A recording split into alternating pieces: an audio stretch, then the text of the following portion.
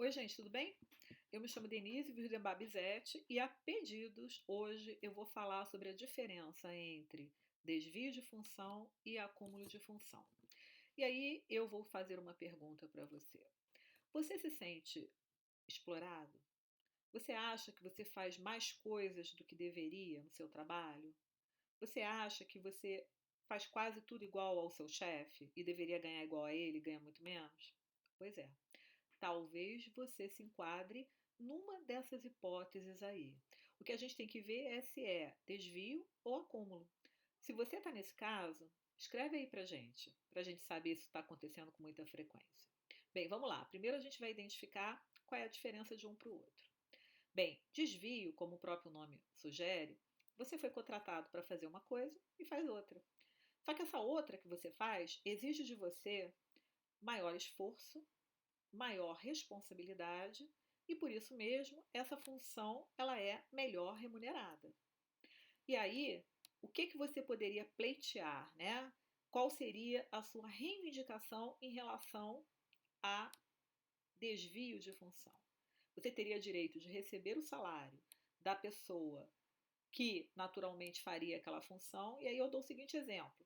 Você foi contratado como supervisor de RH. Seu salário é 3.000. Mas o seu gerente pediu demissão e nunca mais contrataram outro gerente, e a partir de então você está fazendo todas as atribuições que naturalmente seriam daquele gerente. O gerente ganhava 6.000, ele ganhava exatamente o dobro que você. Percebam que eu não estou falando aqui de uma situação eventual. Eu estou falando de uma situação reiterada. Você foi contratado como supervisor, fazia as atribuições de supervisor num belo momento.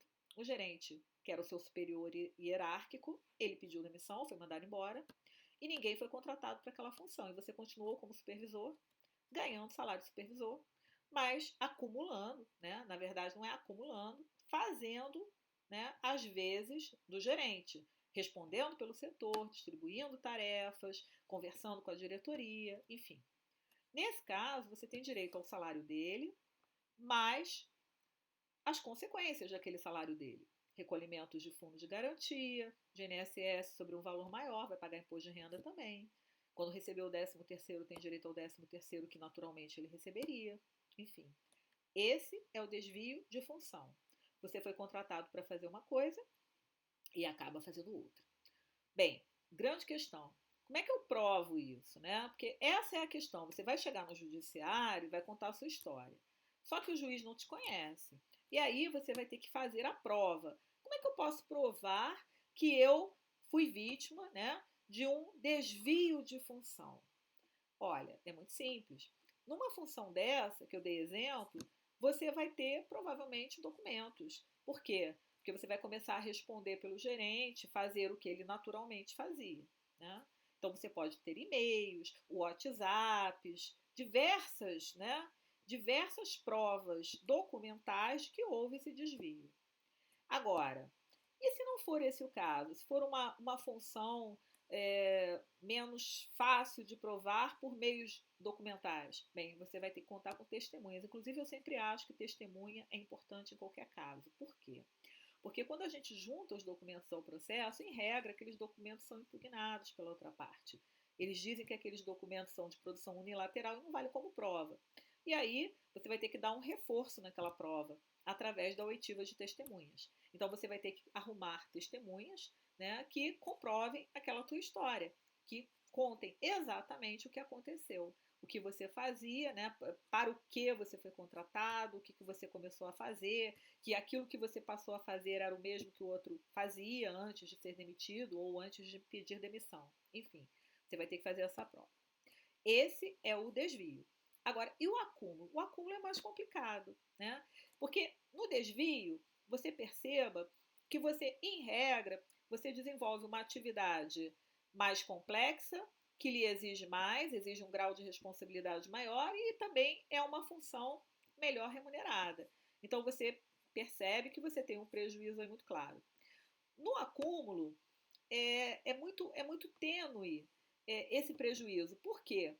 Porque se você foi contratado para fazer um exemplo, né?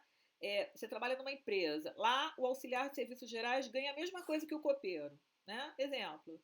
E você, eventualmente, você trabalha como auxiliar de serviços gerais, mas faz às vezes de copeiro, né? O copeiro foi demitido, o outro não foi contratado. Então, num determinado momento, você está como auxiliar de serviços gerais e também faz serviço de copeiro. Só que os dois ganham a mesma coisa. Qual é o prejuízo financeiro que você tem?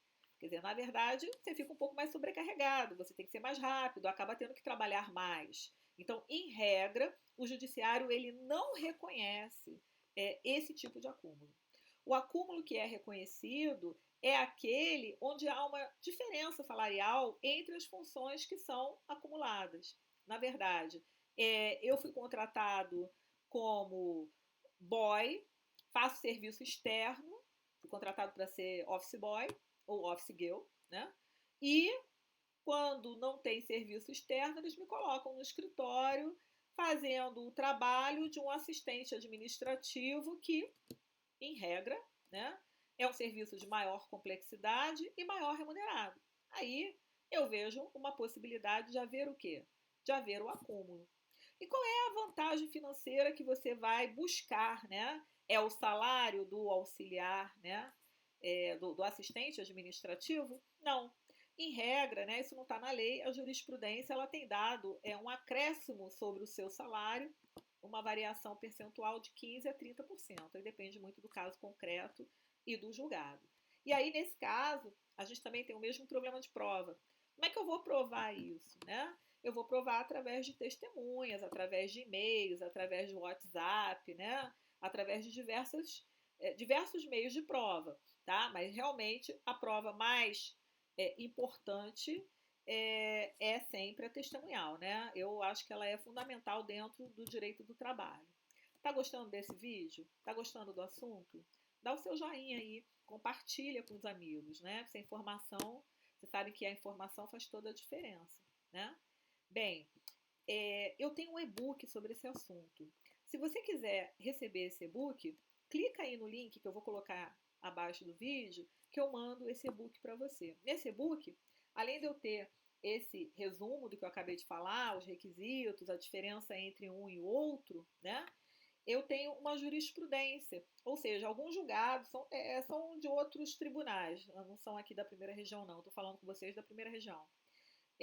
Mas é interessante, porque nesses julgados eu tenho aqui o que configura o desvio, né, para a jurisprudência, o que configura o acúmulo quando não configura, e aí isso vai dar uma reforçada nesses conceitos que eu acabei de passar para vocês, ok? Não esquece não de clicar no link que eu mando para vocês.